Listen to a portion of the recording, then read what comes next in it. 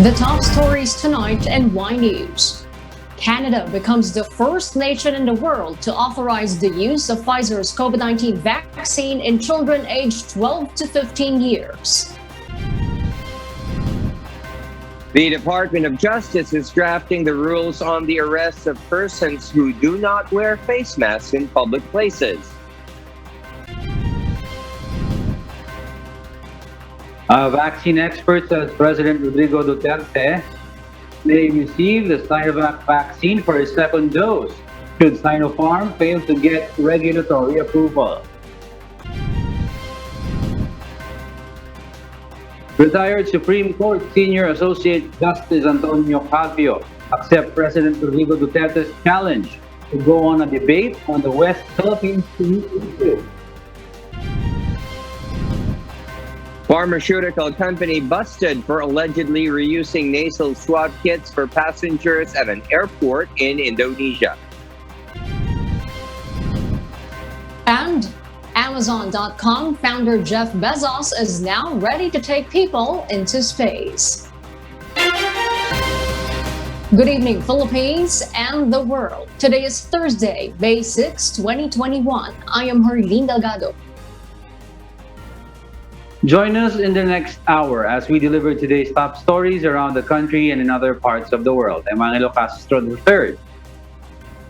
We are also seen in 1,935 satellite monitoring centers nationwide and via live streaming worldwide through the UNTV News and Rescue social media accounts and our website, untvweb.com. I am William Theo. First in the news. Canada becomes the first country to authorize use of Pfizer vaccine for young people aged 12 to 15 years. Marby Delfin will tell us why live. Yes, Marby. Harleen, Chief Medical Advisor at Health Canada, Dr. Supriya Sharma, has confirmed the decision as it will help children return to a normal life, while US and the European Union are also reviewing it. Sharma assures that the vaccine is safe and effective in this age group. According to Sharma, while most kids do not experience serious illness from the coronavirus, immunization may help protect their friends and family who may be at higher risk of complications. Fabian Paquet, the vaccine lead for Pfizer in the country, highlights this as a significant milestone in Canada's fight against the pandemic, and that it will help protect adolescents before the start of the 2022 school year. This comes after Pfizer released preliminary data from an American study of over 2,212 to 15-year-olds in March that revealed there were no cases of COVID-19 infection in their sample of fully vaccinated volunteers. The pharmaceutical giant is set to double the number of vaccine doses it delivers to Canada to 2 million a week. So far, roughly 34.5% of Canada's adult population have been jabbed at least one dose of a COVID-19 vaccine, mostly Pfizer and Moderna. Dr. Anthony Fauci expects the expansion of FDA's emergency use authorization of the Pfizer vaccine to the same target demographic as early as next week. If FDA approves the lowered eligibility for the Pfizer vaccine, President Joe Biden aims to make 20,000 pharmacy sites available for the inoculation campaign. Harleen? Thank you, Marby Delfin, reporting live from Australia. The Department of Health is now studying COVID-19 vaccines that are said to be child-friendly. Meanwhile, an infectious disease expert says the efficacy of vaccines are reducing in the presence of new variants. Aiko Miguel reports why. U.S. pharmaceuticals Pfizer and its German partner BioNTech have been developing child-friendly COVID-19 vaccines that can be given even to children under 12 to as young as 6 months. Last March, they have begun testing their COVID-19 vaccine to children under 12 years old. Even Novavax have started developing COVID-19 vaccines for children. This is why the Department of Health has started studying whether these child-friendly COVID-19 vaccines can be used for Filipino children. Pag may lumalabas po mga ganitong publications, hindi po inaantay ng ating mga eksperto na pag-aralan yan pag nag-submit pa lang sila. Sa ngayon pa lang, pag na-publish na yung mga information na yan, pinag-aaralan na natin. And once na-approve yan, and magkaroon tayo ng ganyang bakuna, and then very well, no, it's very much welcome by government that we can also inoculate this sector of the population. According to the DOH, the government's priority is to give protection among the vulnerable population, and minors are part of it. The DOH said they will also look into considering inoculation of children once the government decide to once again open face-to-face classes. PFIZER was already able to do the clinical trial among 12 to 15 years old children. Napakagandang balita niyan, ano? And it is very much welcome kung makakakuha tayo ng ganito and mabibigyan ng EUA ng US and makasunod ang ating bansa para makapagbigay ng EUA, so also we can protect our children. Meanwhile, according to infectious disease expert and vaccine expert panel member Dr. Jean Solante, the efficacy rate of COVID-19 vaccines are reduced because of COVID-19 variants. Dr. Solante adds, responsible observance of minimum public health standards goes along with COVID-19 inoculation to prevent people from getting severe COVID-19 infection and hospitalization. Maski anong variant pa yan, anong pinakamabangis na variant pa yan, lahat naman yan, isa lang ang protection natin, no? Kailangan pa rin natin ng bakuna, no? Because the more we gradually introduce the vaccine, you have more people developing the antibody, mas mataas pa rin ang benefit na mabakunahan ka kaysa walang bakuna. The VEP emphasized that the most effective vaccine against COVID-19 is the available vaccine we have now. Aiko Miguel, UNTV News and Rescue. We serve the people, we give glory to God. Meanwhile, President Rodrigo Duterte ordered police officers to detain and investigate people not wearing face masks and those not wearing them properly in public for up to 9 hours in police stations. However, according to the Philippine National Police or PNP, violators will still undergo due process. Leia Ilagan reports why. The Philippine National Police will continue implementing the existing law and regulations on minimum public health standards against COVID-19. This includes proper use of face mask, face shield, and physical distancing in public places. PNP spokesperson Police Brigadier General Ronaldo Olay says some local government units only reprimand first-time offenders while others impose fines and jail time. May mga graduated punishment yan. Unang pagkakasita, pwedeng warning. Pangalawa ay fine, merong panikit na ibibigay ang LGU, titikitan ka, pagbabayad ka ng multa. Tapos, pwede rin yung pangatlo, yung tinatawag na community service. Halimbawa, maglinis ka, magwalis, magtapon ng basura, ganyan. Olay added that if the violation of an ordinance provides a penalty of detention, a case will be filed against the violator and proper booking procedure is mandatory for record purposes. Kung yung tao na nasita ay mayroong pending warrant, ay doon siya i-detain siya. Tapos kung yung violation naman ay mayroong kailangan ng inquest proceeding, so kailangan i-inquest siya. Halimbawa, ano ba yung mga kailangan ng disobedience to personnel authority, ganyan, mga direct control, yun, ini-inquest na siya. If the violation does not require inquest proceedings, the offender will be issued a citation ticket pursuant to a violation of city or municipal ordinance. This came after President Rodrigo Duterte ordered the PNP to arrest people who are not wearing their face mask properly in public. However, the public has different views on the President's statement. Hindi ako sang-ayon pero dapat sumunod pa rin. Eh, siyempre kasi yung iba nakasiwa mag face mask. Ang hirap magsalita, ang hirap huminga. Oo, para sa kalusugan, pero hindi maiwasan na hindi sumunod. Sangayon po ako kasi dahil dumadami po yung mga nagiging positibo sa COVID-19. Oo, siyempre. Para sa kaligtasan naman ng taong bayan niya.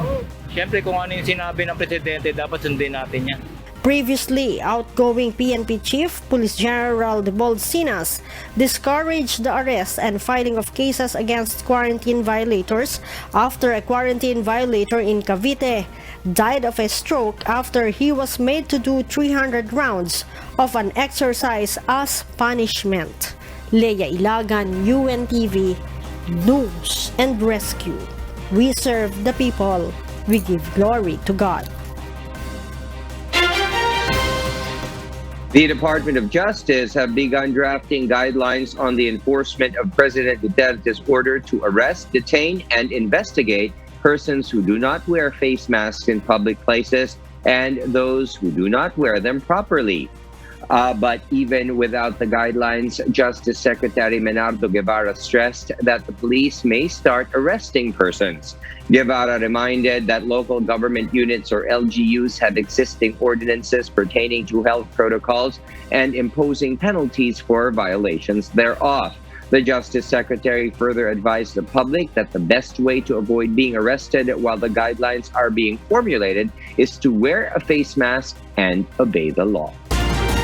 The Department of Science and Technology, or DOST, is looking for more 1,000 non-severe COVID-19 patients to participate in the clinical trials of IVERMECTIN.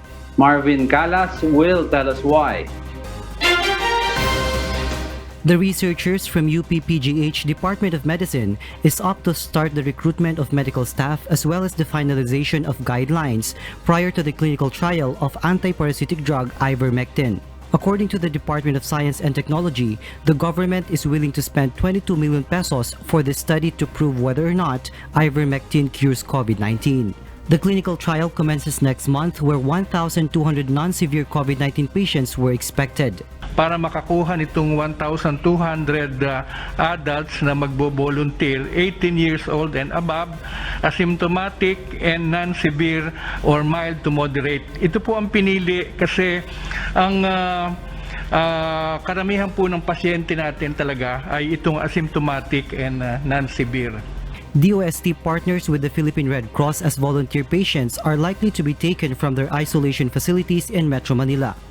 Secretary De La Peña says it is estimated for the research to last for about 8 months. Ang schedule po ng implementation ay 8 buwan at magsisimula sa June 2021 kasi po itong Mayo ang ginagawa pa nila ay yung makuha yung ethics approval para dun sa kanilang gagawin. Dr. Jaime Montoya of the Philippine Council for Health Research and Development, DOST, earlier mentioned that results of the study is expected on the first quarter of 2022. Aside from the controversial ivermectin, DOST continues its clinical trials on other potential drugs that could also cure COVID-19. This includes virgin coconut oil, lagundi, tawa-tawa, melatonin, and convalescent plasma. Marvin Calas, UNTV, News and Rescue. We serve the people, we give glory to God. The Department of Health reported 6,637 additional COVID-19 cases in the country today. The new cases brought the total number of confirmed COVID-19 cases in the Philippines to 1,080,172. Wherein 5.8% or 63,170 are active or those who are still being treated. Based on the latest case bulletin, 94.3% of the active cases have mild symptoms, 1.9% have no symptoms, 1.6% are severe, and 1.2% are in critical condition.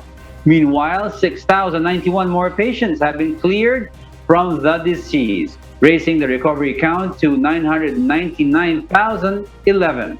The death toll, however, reached 17,991 after the DOH reported 191 new fatalities. For those watching us on YouTube, please click the subscribe button you see on your screen and ring the bell for notification. You may also follow us on Facebook. A vaccine expert says the president may receive the COVID-19 vaccine made by China's Sinovac Biotech for his second dose should SINOPHARM fail to secure the necessary approval from the Food and Drug Administration or FDA. Aiko Miguel reports why.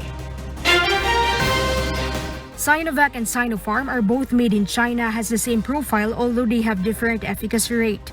It appears on clinical trial results, Sinovac has more than 50 to 90% efficacy rate, while Sinopharm has 79% efficacy rate based on initial information.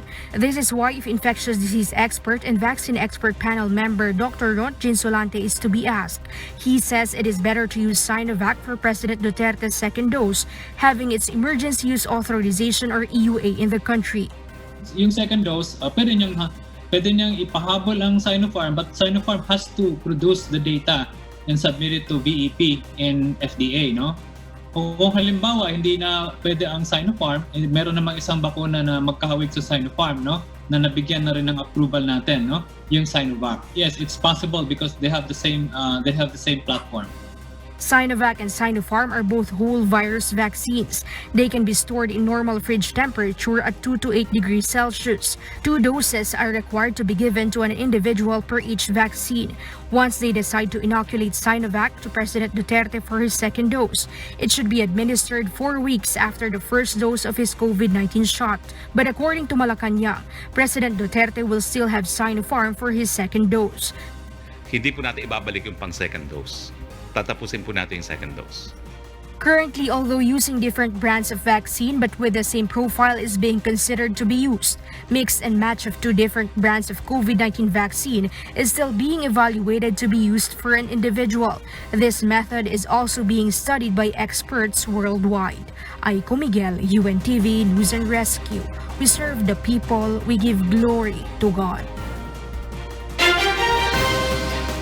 Meanwhile, Malacanang is confident that Sinopharm vaccines will still get the emergency use authorization or EUA from the state health regulatory agency. Rosalie Cos will tell us why.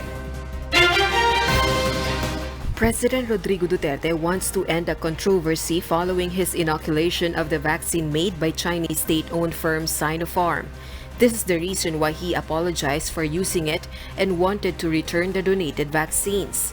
Sinopharm vaccine has not been granted emergency use authorization and only 10,000 doses were granted compassionate special permit for the Presidential Security Group by the Food and Drug Administration.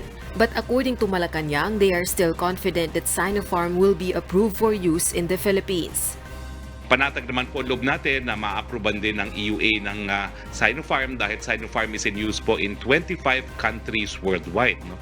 At nakakuha na rin siya ng EUA in 25 other countries. It's a matter of Sinopharm po appointing a representative to submit yung mga papeles sa FDA dahil hindi naman po pwede na wala pong representante dito sa Pilipinas. It was in September 2020 when some of the Presidential Security Group personnel of the President were reportedly immunized with the unauthorized and unregistered COVID-19 vaccine. President Duterte confirmed this in December 2020. During this period, there was no available approved vaccine in the country. The FDA released the first emergency use authorization for PFIZER vaccine on January 14, 2021, but until now, this vaccine brand has not reached our country. On February 11, 2021, FDA released a Compassionate Special Permit or CSP for the 10,000 doses of Sinopharm vaccine intended for the PSG personnel. During this period, still no COVID-19 vaccines arrived in the country. According to FDA Director General Undersecretary Eric Domingo, CSP was issued for Sinopharm vaccine because of the unavailability of vaccines in the country. They also consider the health of the Chief Executive. Noong mga panahon na yun, wala pa po talagang bakuna. No? Mga March na po tayo nakapag-umpisa ng pagbabakuna sa Pilipinas at may mag-donate daw sa kanila na bakuna from China. So, since of course the health of the President is of national importance, binigyan po ng FDA ang PSG ng compassionate special permit to use on PSG personnel, close-in security of the President, pagkatapos yung po mga close-in at saka authorized na civilians na laging nakakasalamuha ng mga presidente. Undersecretary Domingo also said the Department of Health Memorandum Order No. 4 Series of 1992 is already outdated, in which CSP is given on drugs or medical products if there's a need to be used by a patient having severe illness and there's no other drugs available in the country. This has been amended by DOH in 2020 to cover unregistered medical products for the current emergency health crisis. Kaya po nakakapag-compassionate special permit na rin po tayo ngayon para sa mga gamot for COVID-19, including investigational products for COVID-19. Rosa Licoz, UNTV News and Rescue. We serve the people, we give glory to God. The word war between retired Supreme Court Senior Associate Justice Antonio Carpio and President Rodrigo Duterte continues over the issues on the disputed West Philippine Sea. Nel Maribuhok will tell us why. Retired Supreme Court Senior Associate Justice Antonio Carpio has accepted President Rodrigo Duterte's challenge to debate the territorial issues on the West Philippine Sea and urged Duterte to resign from the presidency. In a pre-tape briefing last night, President Duterte said he only has 2 or 3 questions for Carpio when they face in a debate. Duterte said he would ask Carpio on who ordered the Philippine Navy to retreat from area during the 2012 standoff. What did the administration of then-President Benigno Aquino do about it, and did they enforce the ruling when they filed and won the case? The chief executive has been reiterating that former Foreign Affairs Secretary Albert Del Rosario was involved in the decision to withdraw the Philippine ships from the West Philippine Sea.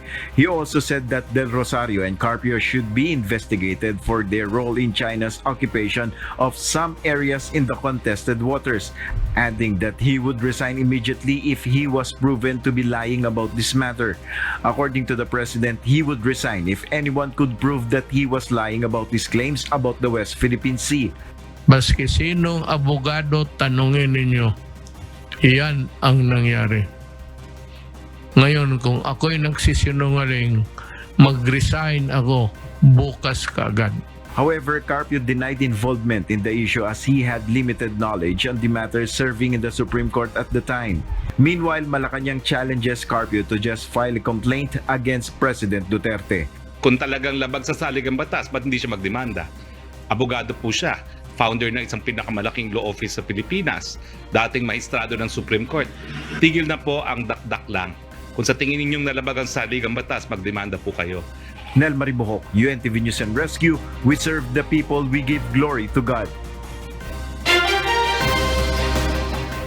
Meanwhile, the Philippine Bar Association, or PBA, has offered to host a debate between President Rodrigo Duterte and retired Supreme Court Justice Antonio Carpio. According to PBA President Attorney Rico Domingo, they will provide a balanced arena fit for 2 lawyers of eminent stature and experience to dispassionately discuss the core issues relating to the dispute on the West Philippine Sea. Domingo added that both parties will not spend a dime on the said event. The government is set to issue a new executive order amending the Executive Order 128 that was signed by President Rodrigo Duterte last month that temporarily cuts the tariff rates on pork imports. This was after a compromise has been reached between the Senate, the economic managers, and the Department of Agriculture in slashing the pork import tariffs for 1 year and increasing the import volume. Under the amended tariff rates, the in quota, or the imports under the minimum access volume, or MAV, was reduced from the current 30% to 10% for the first 3 months of implementation. It will then increase to 15% for the remaining months, while the out quota was decreased from the current 40% to 20% for the first 3 months to 25%. Meanwhile, the MAV was settled at 254,000 metric tons from the original recommendation of 400,000 metric tons. Senate President Vicente Soto III says this will strike a balance between the plight of the local hog raisers and the proposal of the economic managers to address the country's inflation. He adds this will also benefit consumers. Because the swine industry has many allied industries like corn, crops, transportation. Kaya hindi porke hindi ka kumakain ng pork eh wala kang kinalaman dito. May kinalaman ka rito pag tinamaan ka ng inflation na mabigat. Meanwhile, the Senate Committee of the Whole is set to release its committee report. The recommendation will address the issues that were raised in the 3 hearings, including technical smuggling on pork imports and the alleged irregularities involving some officials in the Agriculture Department. The committee report will contain the content of the proceedings and what we feel should be legislated, or if not, the executive department should work on. The Department of Agriculture will set a new suggested retail price for imported pork. According to a group of meat importers, they can sell the product lower than the local pork. Ray Pelayo explains why. Meat Importers and Traders Association projects that the retail price of imported pork may be bought at 320 pesos per kilo. This even after the government set new tariff adjustments. Ngayon, pagtaas uli ng 5%, baka mga 315, 320, baka dyan po babaksak ang bagong SRP. But according to samahan ng Industriyang Agrikultura, the prices of imported pork should be lower because the landed cost is a little higher than 100 peso. The group noted that the government will lose 13 billion pesos, so the consumer should enjoy this subsidy by availing it at a lower price.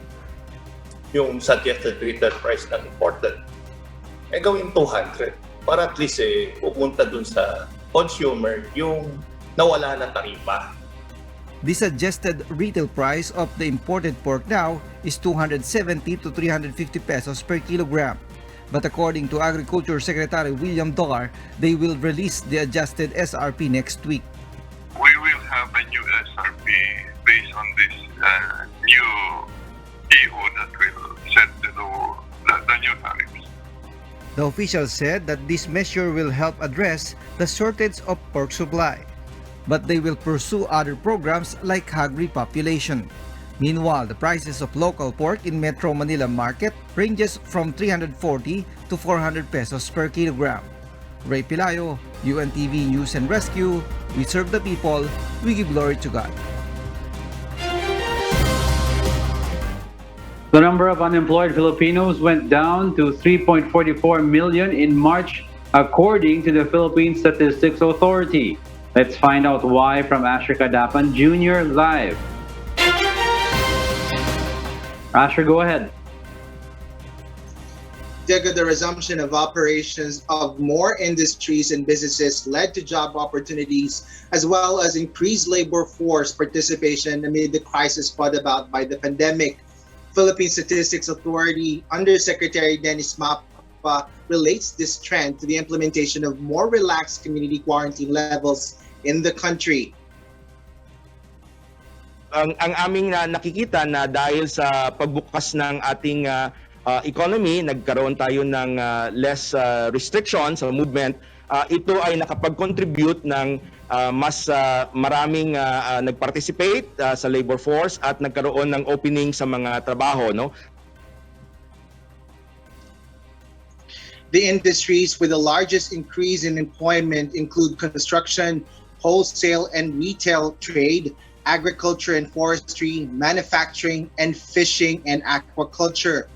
The increase in the deployment activities resulted to decreasing trend in the unemployment rate as changed based on the monthly labor force survey in March 2021. The unemployment rate goes down to 7.1% compared to the preceding month. This means that out of 1,000 citizens, there are only 71 unemployed individuals. This is the lowest throughout the pandemic, where the unemployment rate peak reached to as high as 17.6% in April 2020. The Department of Labor and Employment explains that any improvement from the April 2020 labor force survey is a confident statement that the Philippine economy is safely reopening. We're happy that more people are getting back to their respective jobs. But it's still a long way. Tayo po ay, yung resulta po niyan ay pa lang hanggang March. So we'll have to see yung pong pagsisikap ng ating pamahalaan to safely reopen the economy until the end of this year. Diego, the PSA hopes that the re-implementation of enhanced community quarantine and modified ECQ will not significantly affect the decreasing unemployment rate. Diego? Thank you, Asher Kadapan Jr., reporting live. In other news, the Bureau of Immigration assures smooth implementation of the travel restrictions for passengers coming from Pakistan, Nepal, Sri Lanka, and Bangladesh. Dante Amento tells us why. The Bureau of Immigration or BI will adopt the guidelines or process of travel ban being implemented in India. This is in connection with the expanded travel restriction that will be imposed for travelers coming from Pakistan, Nepal, Sri Lanka, and Bangladesh starting tomorrow until May 14. But strict passport checkpoint will be done to check the passengers' travel history. Very similar po yung mga preparations natin dito dun sa recent na imposed na travel restrictions sa India. Kumbaga expansion lamang po ito, same pa rin po ang gagawin natin na procedure, 100% passport inspection para makita po yung travel history ng isang arriving passenger. The Bureau has also disclosed that only very few tourist arrivals in those countries were recorded as compared to India even before the pandemic. All concerned airline companies were immediately informed of the travel restriction. Immigration spokesperson Dana Sandoval clarifies there is no exemption, which means even returning overseas Filipino workers or passengers from those countries are not allowed to enter the country. However, transiting passengers will be allowed to enter the Philippines as long as they follow health protocols. Doon po natin makikita yan sa kanila mga passport kasi kung sila po ay lumabas doon, bumaba po sila at they sought entry doon sa bansang iyon, makikita po natin ang imprint sa kanila mga pasaporte na sila po ay clear ng immigration authorities in that specific country. The immigration asks for understanding and cooperation with this new travel restriction to prevent further spread of COVID-19 and variants. Dante Amento, UNTV, News and Rescue. We serve the people. We give glory to God. And for the news abroad, several workers in a pharmaceutical firm in Indonesia has been arrested for reusing COVID swab sticks. RK Lorca will give the details live. Yes, RK, please go ahead. Yes, Mariel. A state-owned company, Kimia Pharma in Indonesia, is now facing a potential lawsuit after reports of washing and reselling used COVID nasal swab test kits at airports. The authorities believe the scam has been happening since last December, on which up to 9,000 passengers at an airport in Medan, North Sumatra, have been tested with the reused swab sticks. Passengers are required to have a negative test or a fit-to-fly certificate, and after complaints saying they received false positive results, the police sent an undercover officer to pose as a passenger last week. When he was swabbed and received a positive result, other officers swooped in and raided the test site, on which they found used test kits that had been recycled. Last week, 5 Kimia Pharma employees, including the company's Medan manager, were arrested and accused of breaking health and consumer laws. Local media said authorities have compiled reports from the local witnesses, and upon investigating, the profit from the scam will be around 1.8 billion rupiah or almost $125,000 US. Mariel, Indonesia has seen as one of the worst COVID breakouts in Asia, and the busted COVID nasal scam would be the country's biggest stain linked to the current pandemic. Back to you, Mariel. Thank you, RK, for that live report. China has confirmed 3 cases of the double mutant COVID variant, which was first discovered in India. Ia De Vera will give the details live. Yes, Ia, good evening. Good evening, Mariel. According to the Chinese Center for Disease Control and Prevention on Saturday, the 3 businessmen tested positive following their return from India last month. It was reported that the 3 men aged between 20 and 30 had been working at a cell phone manufacturing plant in Noida, southeast of New Delhi since 2019. They reportedly stayed well guarded at work and were even dressed in full protective gear for a brief business trip in Nepal last month. Despite testing negative on multiple occasions in India, their results showed positive at the Chongqing Customs on April 21. Despite China's relatively successful handling of the pandemic so far, the recent cases have led to calls for stricter measures for those returning from India. Hu Chuanyou, China's chief epidemiologist, revealed last week that some Chinese cities had detected the mutated coronavirus strains first discovered in India late last year. It remains unclear which other locations have reported B1617 or its related strains. Mariel, as of today, China's National Health Commission recorded 7 new cases and an additional 10 asymptomatic cases. Mariel? All right, Iya, thank you for that live report. Meanwhile, Jeff Bezos' privately funded aerospace company Blue Origin aims to launch its first suborbital sightseeing trip on its New Shepard spacecraft on the 20th of July. Blue Origin said it will offer 1 seat on the first flight to the winning bidder of a 5-week online auction, and the proceeds of which will be donated to the space firm's foundation. Although no prices have been discussed yet, the company long-term expects to earn approximately $200,000 per seat and even more. The New Shepard rocket and capsule combo is designed to autonomously fly 6 passengers more than 100 kilometers above Earth into suborbital space. Worm cuisines are now in European countries, as the dried yellow mealworms can now be sold in markets. Early Briones reports why. The European Union's 27 nations gave the green light to put Tenebrio molitor beetle larvae or mealworms on the market as a novel food. It came after the European Union's Food Safety Agency published a scientific conclusion reached earlier this year, which said they were safe to eat. However, it is said that there may be sudden allergic reactions with people who already have prior allergies to dust mites and crustaceans. Researchers said the worms eaten whole or in powdered form could be a protein-rich snack or an ingredient for other foods. They are also high in fat and fiber.